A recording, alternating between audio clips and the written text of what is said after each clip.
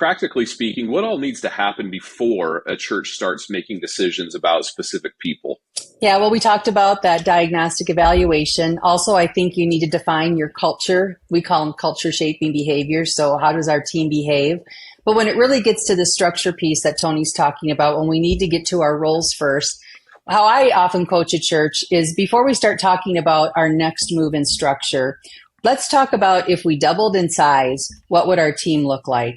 And so when we do that, you start to get informed on what are the roles that we need to begin thinking about bringing on board, because it's going to help us grow into that for the future. So let me show you a current org chart right now, which we started with, and you can kind of see how they're aligned.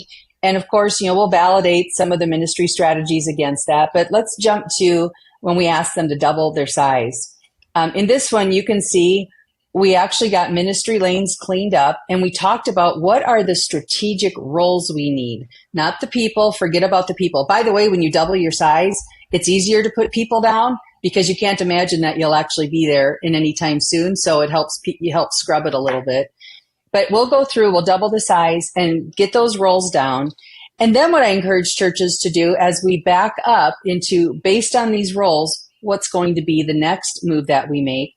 We want to really define the purpose of each role and the desired outcomes. For example, a lot of us have groups directors that ended up on this chart.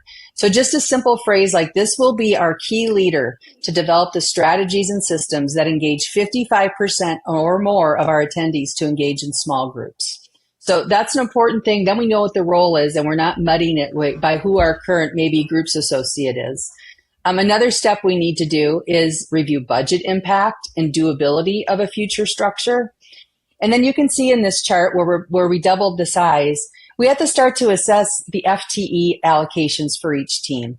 And for the first time ever that I've known of, we finally have some data in this area. The last 2 years we have done in our quarterly Unstuck Church report, we now have some comparatives.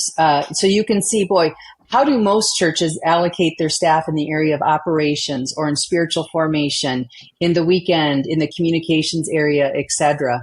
So you can kind of look and say, are we overstaffed or understaffed? If you go back to the first org structure I showed you, their current structure, compared to our norms, they were off. And so that informed, as we restructure, as we move forward, how do we need to allocate the positions so that we aren't way overstaffed, say in adult ministries, and way understaffed in family, or way overstaffed in ministry and way understaffed in reach. So it just reveals things like that. So that's some of the work you do as you're looking at this ministry side of it.